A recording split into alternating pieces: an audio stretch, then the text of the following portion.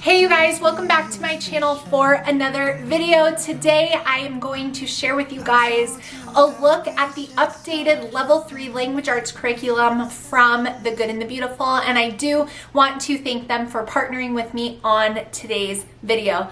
I have the entire course sitting next to me. This is the most recently revised language arts level that they have done. It just came out hot off the presses, and I wanted to share with you guys about it because I've received a lot of questions from you as my friends and followers here on YouTube as well as on Instagram, like, wasn't this just revised? Why are they doing it again? Do I need to do level 3 again? And I hope to help you guys understand the process and why things are revised and different things like that, as well as share a few exciting kind of announcements that The Good and the Beautiful has shared recently on their YouTube channel, which, if you're not following The Good and the Beautiful's YouTube channel, I will put a link down below for you. They have a channel for the company, and then they also have a channel for kids where you're gonna find video content for your children, science, different things like that. So make sure you're subscribed to both of those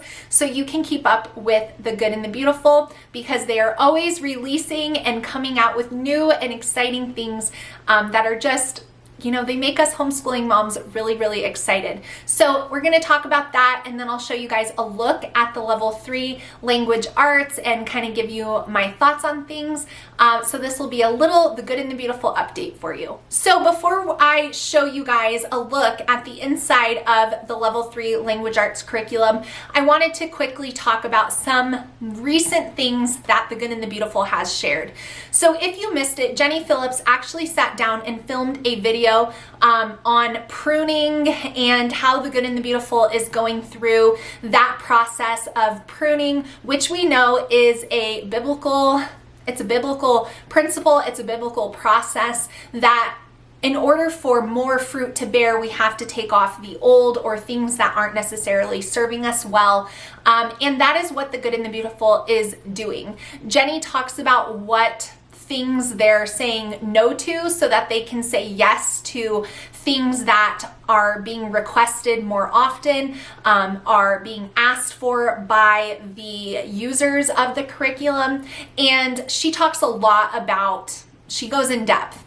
So watch her video if you haven't, but I will quickly share with you guys that they are beginning to focus more intentionally on high school curriculum, which I am sad for me. I am sad, I will admit it, because my older 2 kids will probably be done with high school before The Good and the Beautiful has additional high schooling resources, but I'm hopeful. I am hopeful. I am sad and I am hopeful for my younger 2 kids because we love The Good and the Beautiful, and I would love to have been able to use more high school appropriate materials.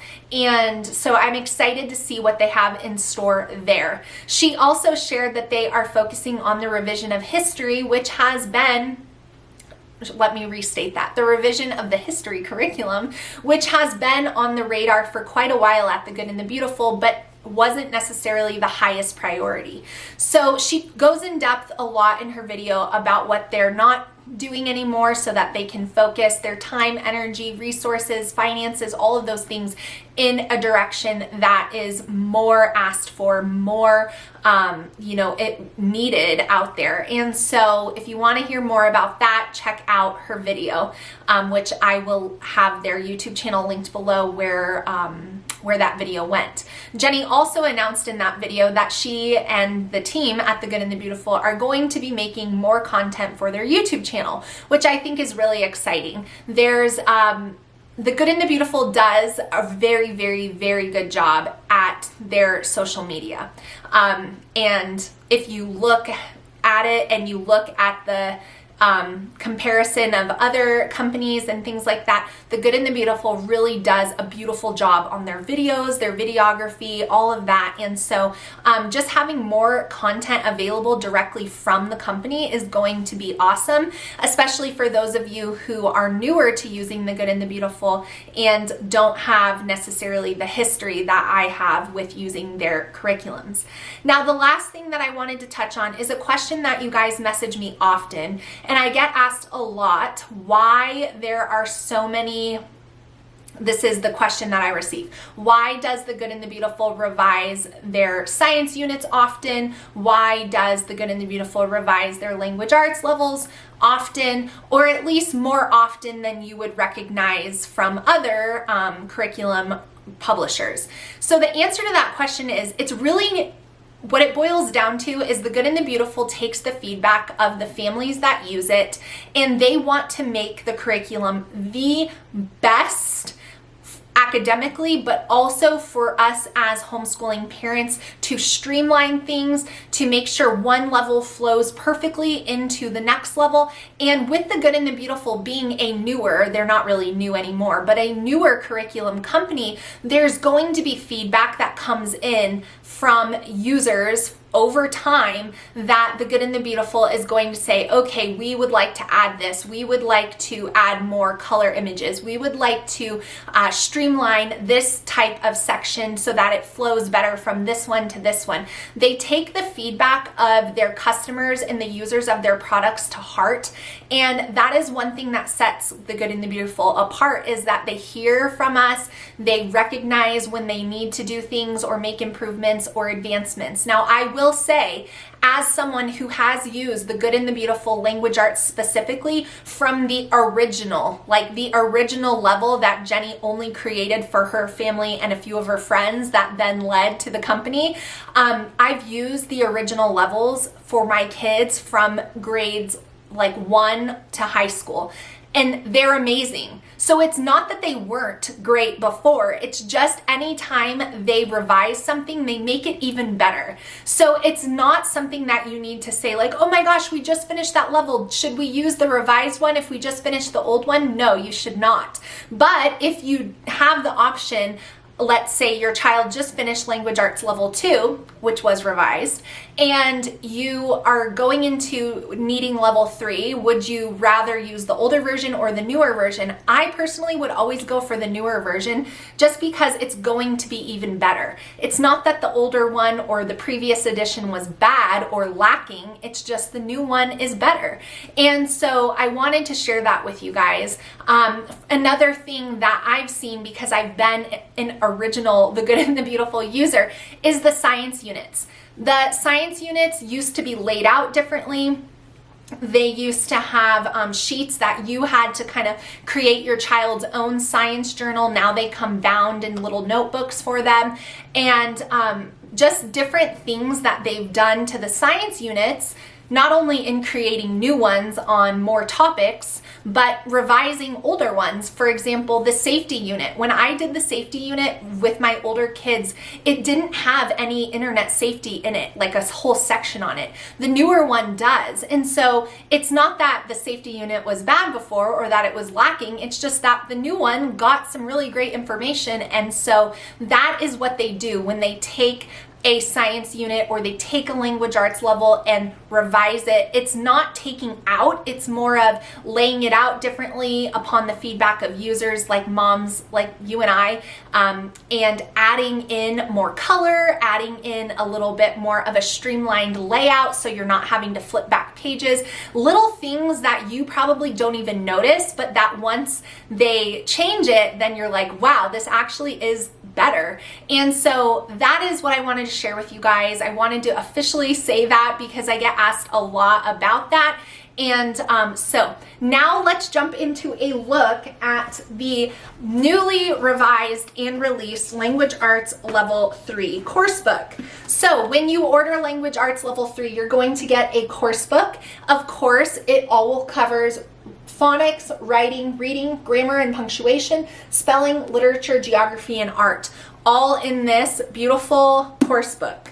You're also going to get the separate answer key so that you can check your child's work, or if you have a question because it's been a long time since you diagrammed a sentence, all of that is in there for you. You are also going to get 4 books that come with it. The Kingdom of Kind is a separate book now. The Heather and the Highland Pony, The Journey of 5, and Timothy of the 10th Floor. Now, my daughter did read, both of my kids actually, my youngest 2 read The Kingdom of Kind, but it was just in the course book at that point. Now it's a book on its own. So it's really nice to have the readers separate from the actual course book. It allows your children to take their book where they want, read it, and it's not in the actual course book, which I prefer. And then the last thing you're going to get is the spelling practice book that is correlated with the language arts. And so it's got different spelling exercises in here, which is so awesome. So that is your entire language arts level 3 set that you're gonna get when you order from The Good and the Beautiful, the revised. All right, so let's take a look inside the course book here for you guys. So The Good and the Beautiful always encompasses all of these subjects, which is fantastic. This is their recently revised 4th edition, and it just has a streamlined approach to reading, writing, all of those good things, and it makes for a transition from level 2 into this one, or level 4 out of this one, as seamless as possible.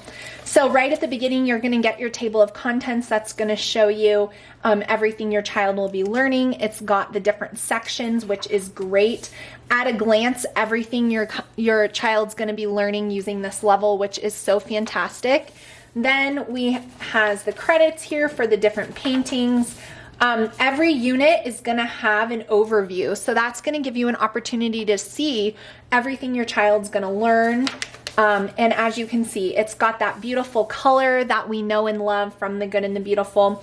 It's got teacher tips at the beginning, things that you want to complete. It still has the check boxes for those of us that love those and kids that love those. It's got the entire lesson right here, so you can read that to your child. And then it's got the practice, which obviously is going to be reflected upon what the lesson was on. And then you have your art study, which all the independent work is laid out with that orange color there at the top, so it's easy for you to see. There's writing and art. It gives you a prompt to use the Good and the Beautiful's app if you would like to. It has teacher tips up here, creative writing corner, and personal reading down here. And then you're on to lesson 2. So you're not going to have to flip back and forth, which was the case in many of the previous levels. So it's really great because it's just, you know, laid out so easy to follow and navigate. So you guys can see it's really, really sweet. It's so cute. And all of the geography and reading comprehension questions with the color. These little things just help your children visually so much. It breaks it down instead of seeing all black and white or something on a page.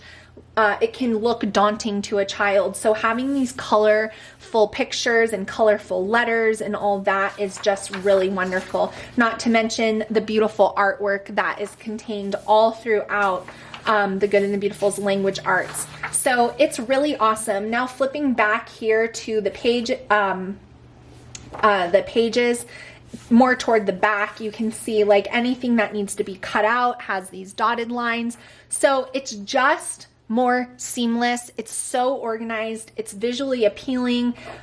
Here's your Unit 2 overview. Each one has a theme, which is so fun. You could build off of that.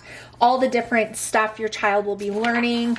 And again, look at the beautiful art. I mean, I just want to save all these cute pictures. My kids love when these things, just so well done, as you guys can see. And all of the lessons are just beautiful and organized so well and flow in the same way every day.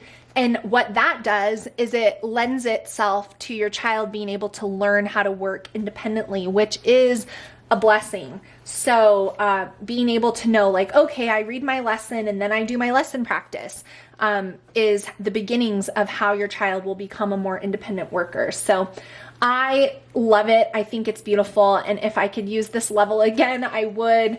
I just think they do such a nice job. And so that is a peek inside, but if you wanted to see more, especially on the books and the spelling practice, head over to the Good and the Beautiful's channel because they put up an entire flip through on this beautiful course. So that's gonna be it for me today, you guys. I hope you enjoyed a little update from the Good and the Beautiful, as well as my thoughts on being a user for so many years and using older versions versus the newer versions. I hope that was helpful to you guys and calmed any anxieties you might be having when you see that a new version came out. It's really just a blessing. It's not that it was ever lacking before. So rest easy, moms, no stress. But if you do have the opportunity to use the new level 3, definitely go for it. It is awesome. And I'll link to the Good and the Beautiful's website down below for you guys. So thank you so much for watching, and I will see you again really soon. Bye, friends.